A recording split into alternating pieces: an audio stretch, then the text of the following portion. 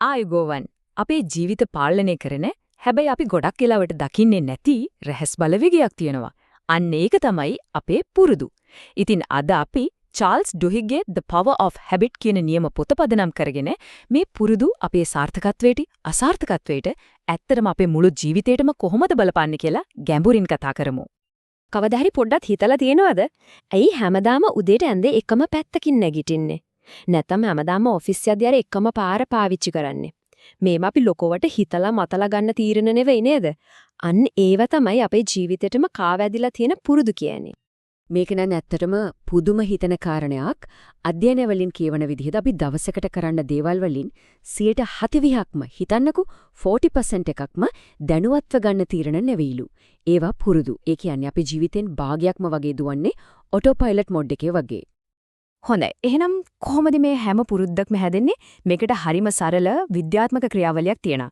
අපි ඒක තේරුම් ගත්තොත් හැමදේම ලේසි. මේකට කියන්නේ පුරුදු චක්‍රය එහෙමත් නැත්නම් හැබිට් ලූප් කියලා. ඉතින් මේ චක්‍රයට කොටස් තුනක් තියෙනවා. පළවෙනි එක තමයි cue. ඒ කියන්නේ සංඥාව. මේක තමයි මොලේට හරි දැන් අර වැඩේ පටන් ගන්න කියලා කියන ට්‍රිගර් එක. දෙවෙනි එක තමයි routine. ඒ කියන්නේ ක්‍රියාව. සංඥාව ලැබුණ ගමන් අපි කරන දේ. තුන්වෙනි එක තමයි reward. ඒ කියන්නේ ප්‍රතිඵලය. මේකෙන් තමයි මොලේට පොඩි සතුටක්, තෘප්තියක් ලැබිලා මේක ආයෙත් කරන්න ඕනේ කියලා හිතෙන්නේ. අපි මේක හරිම සරල උදාහරණයකින් තේරුම් ගමුකෝ. හිතන්න ෆෝන් එකෙන් ටින් ගාලා නොටිෆිකේෂන් සද්දයක් ඇහෙනවා. අන්න ඒක තමයි සංඥාව. ඒ සද්දෙත් එක්කම හිතන්නේවත් නැතුව ෆෝන් එක අතට අරන් Facebook චෙක් කරනවා. ඒක තමයි ක්‍රියාව. ඊට පස්සේ අලුත් දෙයක් දකින්නවා. යාළුවෙක් දාපු ෆොටෝ එකක්, කමෙන්ට් එකකට රිප්ලයි එකක්, අන්න ඒක තමයි ප්‍රතිඵලය. ඔන්න ඔය චක්‍රේ තමයි පුරුද්දක් වෙලා තියෙන්නේ. හරි. දැන් අපි දන්නවා පුරුද්දක් හැදෙන විදිය. එහෙනම් නරක පුරුද්දක් වෙනස් කරන්නේ කොහොමද? අන්න ඒකට තමයි මේ පොතේ තියෙන බලවත්ම ප්‍රායෝගිකම සංකල්පය එන්නේ. ඒකට කියන්නේ පුරුදු වෙනස් කිරීමේ රණනීතිය කියලා. මේක තමයි වැදගත්ම දේ. නරක පුරුද්දක් සම්පූර්ණයෙන්ම මකලා දාන්න අමාරුයි. ඒත් ඒක වෙනස් කරන්න පුරුවන්.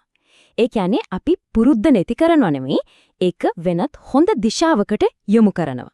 රණනීතිය වැඩ කරන්න මෙන්න මෙරිමයි. හිතන්න හවස් වෙද්දි මහන්සියක් දැනෙනවා කියලා.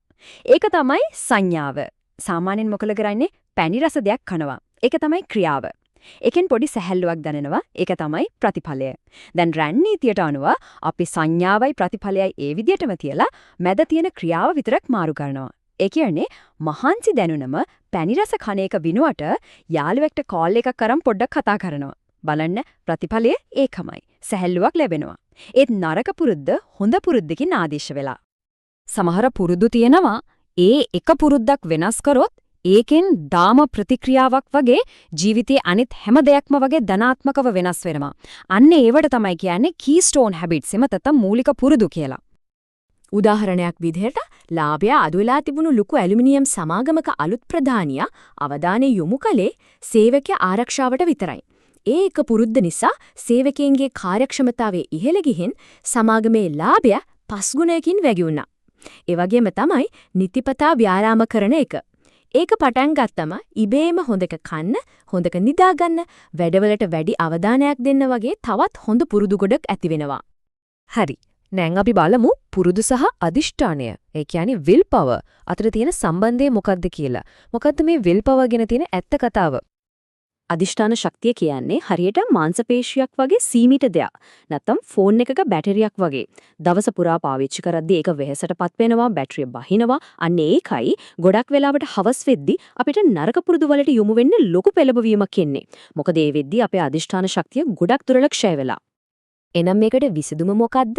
මෙන්න මේකයි වැදගත්ම දේ. පුරුද්දක් බවට පත් වුණාම ඒ දේ කරන්න අදිෂ්ඨාන ශක්තියක් ඕන වෙන්නේ නැහැ.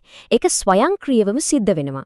ඉතින් අපිට අවශ්‍ය හොඳ ක්‍රියාවක් පුරුද්දක් කරගත්තම අපේ වටිනා අදිෂ්ඨාන ශක්තිය වෙනත් වැදගත් දේවල් වලට ඉතුරු කරගන්න පුළුවන්.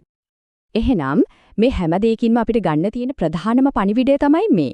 අපේ අනාගතය, අපේ සාර්ථකත්වය, අපේ සතුට මේ හැමදේම තීරණය වෙන්නේ අපේ පුරුදු මත. ජීවිතය වෙනස් කරන්න ඕන නම් අපි වෙනස් කළ යුත්තේ අපේ පුරුදු. ඉතින් මේ දේවල් ඉගෙන ගත්තට පස්සේ පොඩ්ඩක් හිතලා බලන්න. මේ දැනුම පාවිච්චි කරලා ජීවිතය වෙනස් කරන්න බලාපොරොත්තු වෙන පළවෙනි පුරුද්ද මොකක්ද? අන්නේ තීරණය තමයි අනාගතය වෙනස් කරන්න පළවෙනි පියවර වෙන්නේ.